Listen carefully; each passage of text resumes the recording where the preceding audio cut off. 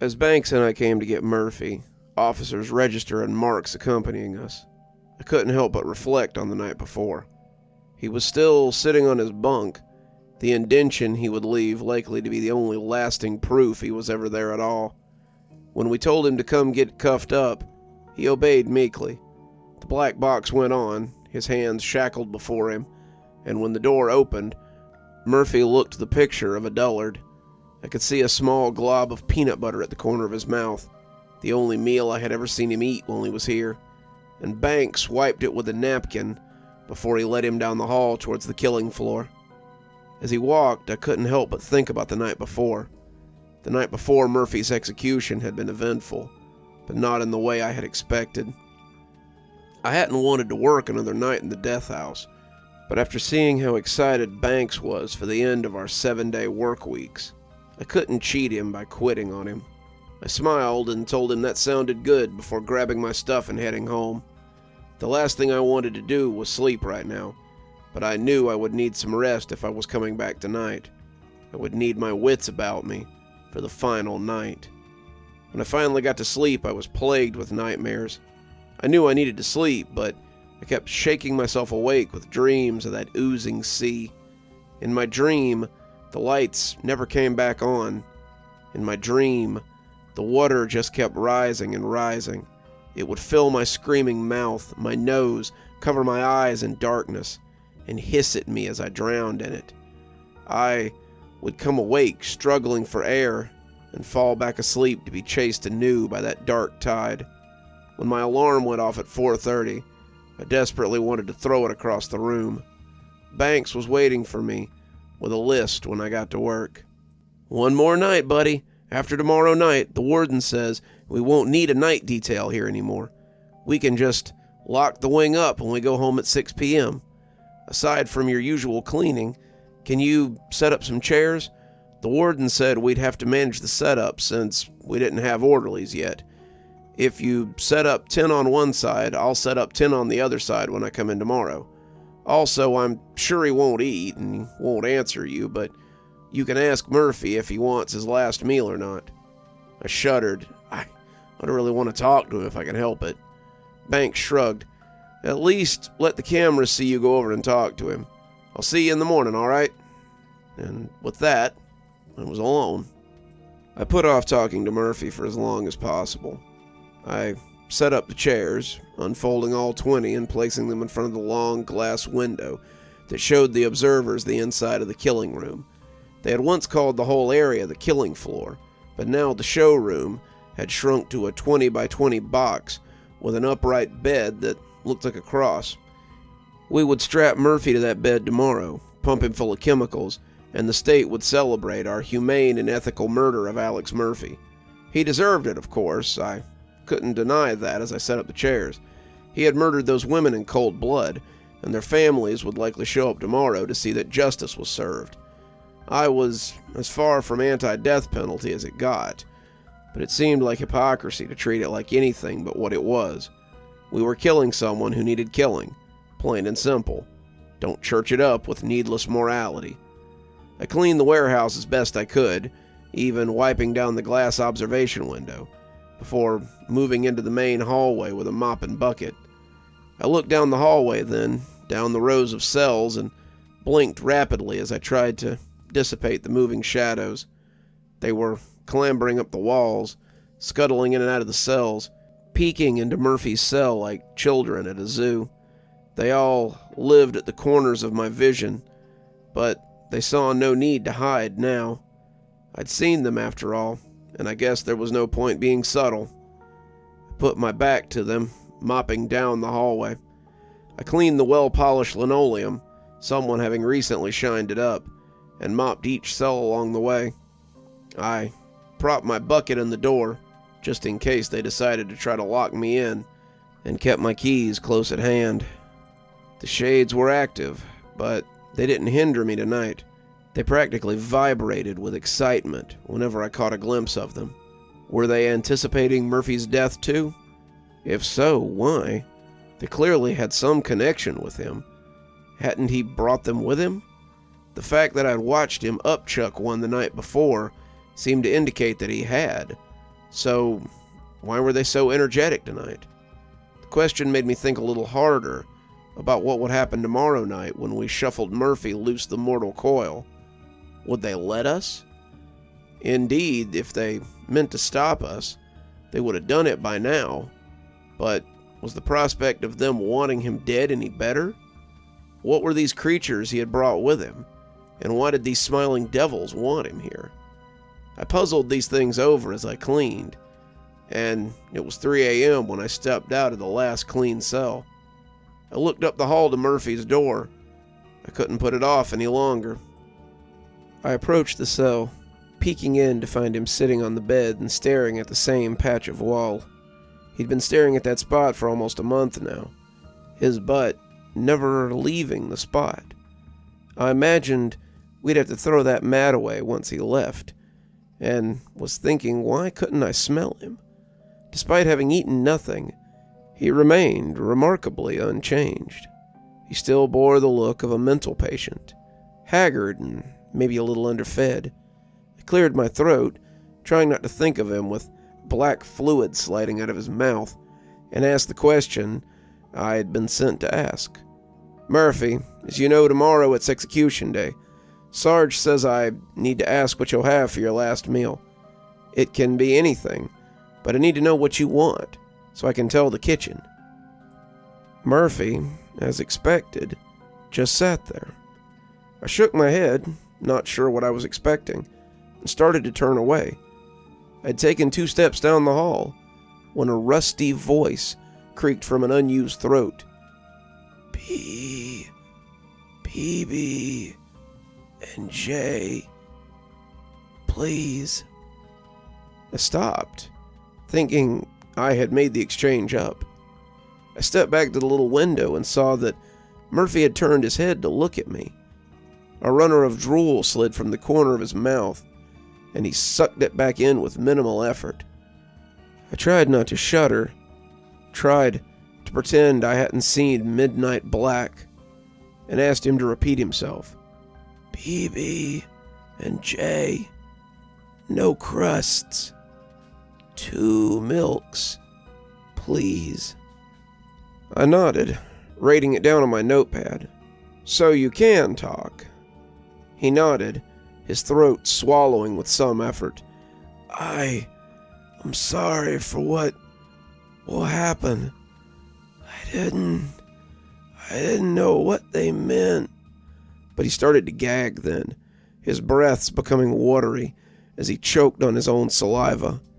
His throat bulged as he tried to swallow again, but the rest of his words were drowned out as he leaned over and vomited a puddle of black water out. He tried once more, gurgling out something that sounded like coming, before he shook his head and let his face slacken into that dark mask of dim-wittedness. Then he turned his head and stared at the wall until we came back the next night. I stared a few more minutes, moving on before any more revelations threatened to drown my charge. Now here we were, the final countdown, walking up the sparkling linoleum as we led this man to his death. He tromped along, silent as the grave, his wrist chain doing all the talking for him. It was 11:10, his execution set to begin at 11:30 and conclude at midnight. I'd asked why they conducted executions so late, and all Banks could tell me was that was just how it had always been. Midnight was a time of power, I suppose, and it seemed fitting to usher a man out of this world with the old day. In hindsight, it would be very fitting. Banks had scoffed when I gave him the form that morning. PB&J and cartons of milk. He told you this, or did you make it up because it sounded like something he'd ordered? I shook my head. No, he told me that's what he wanted. It's the only thing I've ever heard him say since he got here. I left out the rest, not wanting more questions. Register and Marks are coming to help us tonight. They'll arrive about 11, but I'm staying until the execution. There's a lot of paperwork still to do, and I'm sure you'd like some company anyway. I nodded, meaning it. The company would be welcome. He bid me good sleep, and I headed home to catch a few winks. The dreams were waiting for me, and for the next 8 hours, I watched the cells and the wing fill up with dark, murky water. This time, though, as the block filled up, I could hear Murphy's final words chasing me up the corridor as the water rushed up to cover me. "I'm sorry for what will happen. I'm sorry for what will happen. I didn't know they would."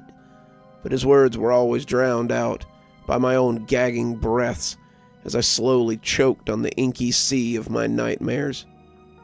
We neared the door to the warehouse, the low voices of those assembled spilling out into the hallway. 10 had shown up, mostly women, and none of them had seemed particularly sympathetic to Mr. Murphy. Usually at least one member of the condemned's family will come to see them before their execution, or attend to see them die. Today, though, it was nothing but the victims' families.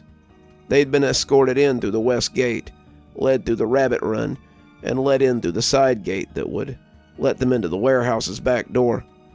This not only cut down on the chances that they might introduce contraband, but it also cut down on the likelihood that they would be hooted at by inmates. They had filled the first 3 rows. All of them seemed to want a good view, and now they were waiting for the show. They wouldn't have long to wait. When I arrived at 6, Banks looked up from his paperwork and gave me a highly skeptical look. "Are you sure he spoke to you last night? It's okay if you faked paperwork, I don't mind. But if he actually spoke to you, then I'd say you might want to go get checked out by medical, 'cause you might be hallucinating." I shrugged. "Must have caught him during a moment of weakness. Why, hasn't said anything else today?" Banks shook his head. "So far I asked him if he wanted fresh blues, wanted a priest to come say last rites for him, wanted rec one last time, or a shower before it got too late. All met with silence, as usual. Hell, I'd have been certain that you made the meal order up if he hadn't gotten up to take it when I put it on the flap in front of him. For someone who hasn't eaten a bite since he got here, he certainly inhaled those sandwiches." We made preparations for the next few hours, going over our positions and our roles and making sure everyone was ready for tonight. When Register and Marks arrived at 10:30, we went over our plans and parts, ensuring everyone had it right before the time came. When 11 o'clock hit, we made our way to Murphy's cell and prepared to escort him to his final destination. That was how I came to be standing in the door to the warehouse, 16 pairs of eyes on our little group, as we escorted Murphy to the killing box. I had expected anger, but the crowd remained silent as we walked in. Dr. John was waiting by the door to the killing box, the one who oversaw most of the proceedings. There was a time when most of this kind of thing was governed by the warden and the sergeants. These days, the doctor gave the injection, the doctor felt for a pulse, and the doctor called the time of death. He was more in control here than any of us, and we all somehow knew it, except for the grinning warden, who sat in the back row by himself. Murphy clinked along placidly as we approached the door to the killing room. As Banks and Mark stepped inside with him, Dr. John shuffled in behind them with a comical yawn. It was past Dr. John's bedtime, clearly, and he seemed to want to get this over with so he could return to bed. As we stepped inside, I watched Banks lock the door behind him, and Register and I stepped into the warehouse to monitor the spectators. This was mostly to keep people from slipping off onto the compound, accidentally getting into G-Dorm, or, heaven forbid, the compound at large. There would be another pair of guards positioned at the gate to G-Dorm, or there should be, as a 2-part prevention method. But from inside the death house, that was purely speculation on my part. I took my spot by the door, watching Dr. John get his instruments ready and begin preparing the injection. There were 3, and while I was aware that they had to be injected in a certain order, that was as much information as I had. I knew they were designed to make the process less painful for the injected, but when the end result is cardiac arrest, how painless can it really be? The crowd sat expectantly, no one talking or moving, and I figured it was their first execution too. Inside the box, they had uncuffed Murphy and set him on the restraining table. His arms and legs were bound to the table, and the hydraulic lift raised it to face the crowd so they could see him perish. With his arms spread like that, I imagined with a truly blasphemous thought that he looked almost Christ-like. He is their salvation, after all, their vehicle into this place. I turned to look behind me, but no one was there. The voice had sounded like it was being whispered into my ear by someone with their lips pressed against my flesh. I glanced around with some small panic as I realized there was no one there. Register looked at me oddly, clearly thinking the execution was making me jumpy. If he'd heard what I heard, he might be less eager to have this done. Inside the killing box, Dr. John was inserting Murphy's IV and making sure it was in place. People had survived this process before due to poor IV placement, and we weren't in any hurry to have a fuck-up like that on our first time out. Boy, were we in for a surprise. A speaker clicked on in the killing box, and Sergeant Banks began the litany read to all condemned men courtesy of the great state of Georgia. Alex Murphy, D.C. number X59387. You have been sentenced to die by a jury of your peers, sentence passed by a judge in good standing in this great state. Do you have anything to say before sentence is passed? Banks' voice was monotone, almost bored, as he spoke the old catechism of execution. Murphy's voice was that of a man pulled out of a hole who hasn't seen the light of day or heard a human voice in years. It sounded like a crow who's been trained to speak, hoarse, halting, and highly creepy. Kill me now, and bring about the darkness. Kill me now, and bring about the end. That seemed to wipe the smile off the warden's face. Alex Murphy, your sentence shall now be passed, and a medical professional. A loud, clittering chuckle permeated that little room, scampering over the senses like spider legs. The warden and I both looked around simultaneously, looking for its origin, but it seemed to have manifested from nowhere. Laughter in this place seemed perverse indeed. This was not a place for laughter. When death walks among you, the last thing he wants to hear is merriment.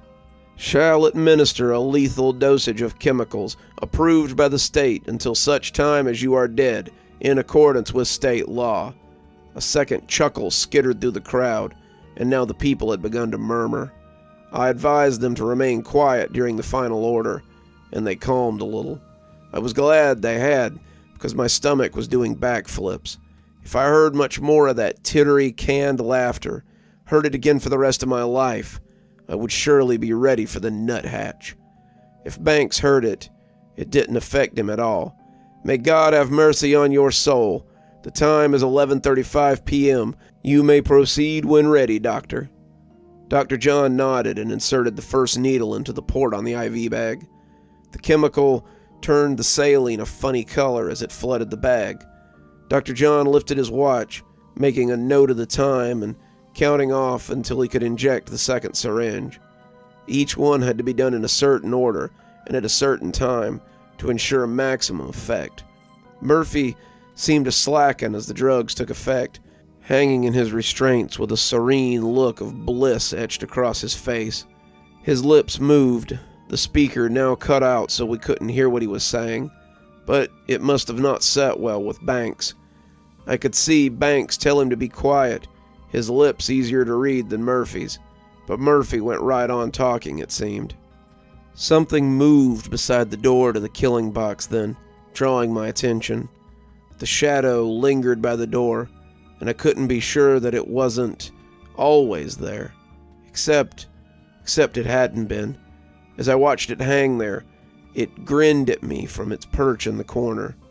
Was it that same grinning shade that had taunted me a few nights ago? Was it that same ink sentinel that Murphy had retched up with agony? As I looked at it, I thought I could see others from the corner of my eye. Others scampering, capering things that hid just outside my sight. They were taunting me, aware that I was the only one aware of them, but I realized that wasn't the case now. The warden's eyes were also tracking them, making note of their movements, and he suddenly looked very unsure of himself. I saw him get up as Dr. John reached for the second needle, and slide it into the bag. "What's he doing?" Register hissed, but I was already following him, walking behind him without fully knowing why. The warden was weaving up the aisle between the chairs, and he looked like he might be slightly drunk. His head moved minutely, his eyes panning around frantically, and when I touched him, he actually jumped. This man who had walked out amidst riots, who regularly smiled in the face of hostile inmates, appeared unsure and terrified when he spun to look at me. "You see them too?" he breathed, and it wasn't a question. I nodded. "Yes, please return to your seat, sir. I don't want to frighten any of the observers, any more than we have to." The shadows were gathering now. Even as I tried to get the warden to take his seat, I could see them circling us like a pack of vultures. I had only ever seen them a few at a time, scampering into a corner or flitting over the linoleum, but now I realized there weren't just a few, there were many. They hunkered, watching as Murphy accepted the second needle, and they seemed to get restless and excited. Inside the killing box, Murphy began to laugh soundlessly. "We have to stop this while there's still time," the warden breathed, and took a staggering step towards the big window. I caught his trailing arm, and when he turned back, his eyes seemed to have turned into serpent slits. I took a step away, but kept hold of that clammy hand. "Sir, you'll startle the spectators. Besides, he's 2 injections in. There's no going back now." He wrenched free of my hand and strode up the aisle. The people looked at him, murmuring louder, and some of them seemed to have taken notice of the nearly constant canned chuckle around us. I longed to put my hands over my ears and block it out, but to do so would make me look as crazy as Murphy. The chuckling was grating, nerve-peeling, and if this is what Murphy heard constantly, then no wonder he was unhinged. The laughter was the kind that bubbles from attic rooms, from asylum windows, from the pits of hell, the laughter of the mad and crazed.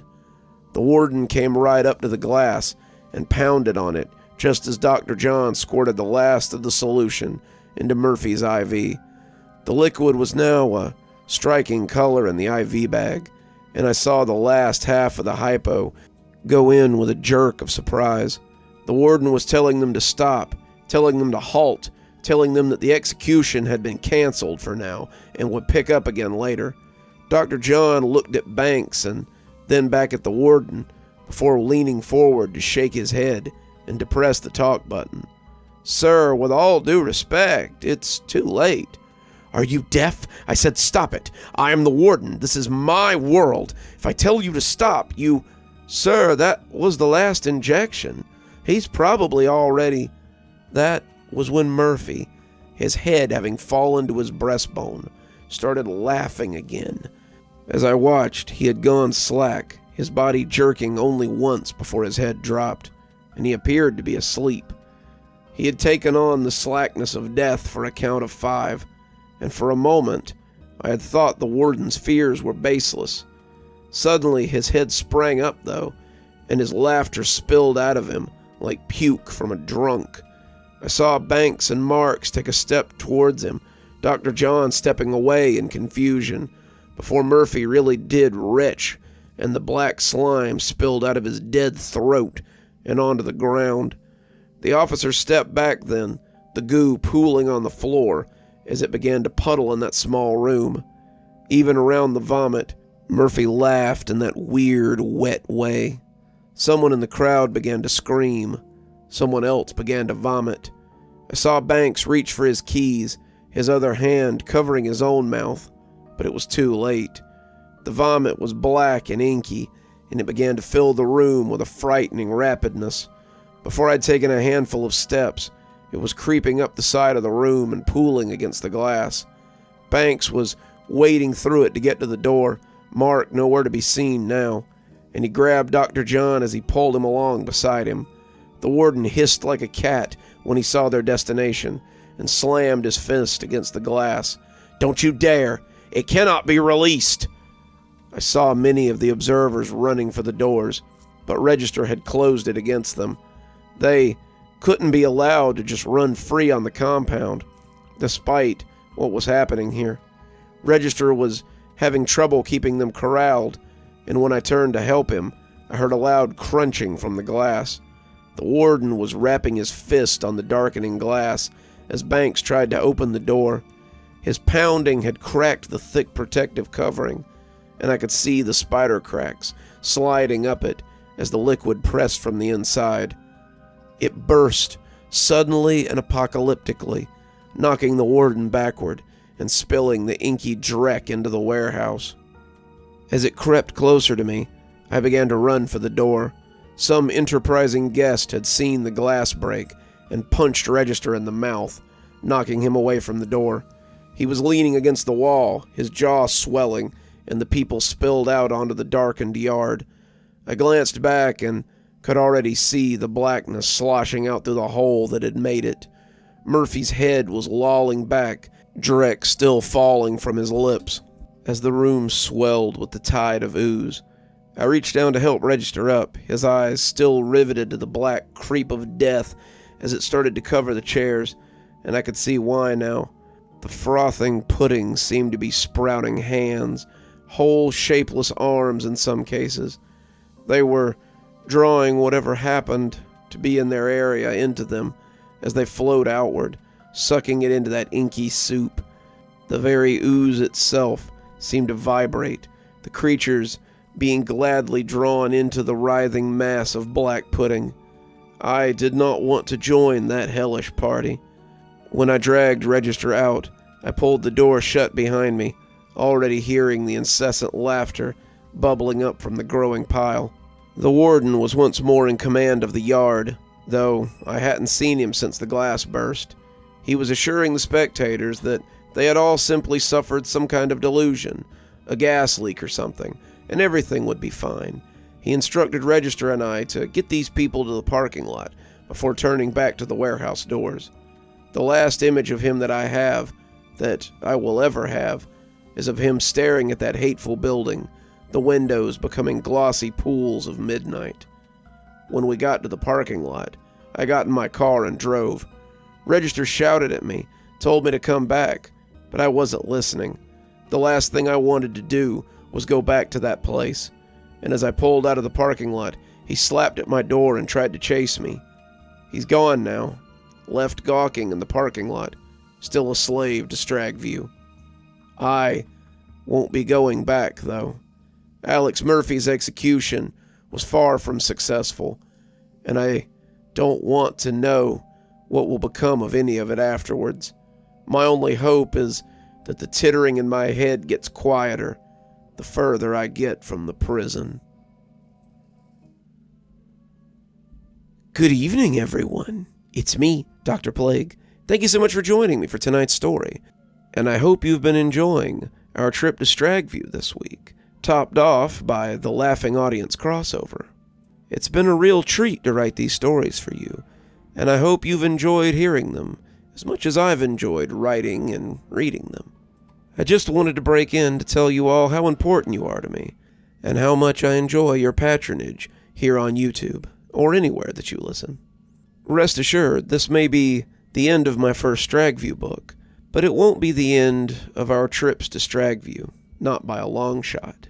So, I hope you'll join us for more fun at Stragview, in Kashmir, or anywhere where our stories take place. But before we go, let's go ahead and thank our patrons. Thanks to Unicorn Hollow for being our spooky ghost patron. Thanks to Janet for being our spooky skeleton patron. And thanks to Hi Stacy, Winter, Xaronan, Emily Coltsfoot, Stephanie Carrington, Marianne Schuler, Tyler Parker, and Jennifer Damron for being our ghostly reader contributors. Thanks, everyone. We just couldn't do the show without you. If you'd like to support the show, I always recommend that you go down to Patreon. No matter what tier you choose, whether you give $1, $10, $15 a month, it doesn't matter to me, because I appreciate you just by coming in and listening. And I appreciate any of you who have chosen to support this channel in a more monetary fashion. Okay, I'll stop being mushy. Till next time, Dr. Plague, signing off. Have a wonderful evening.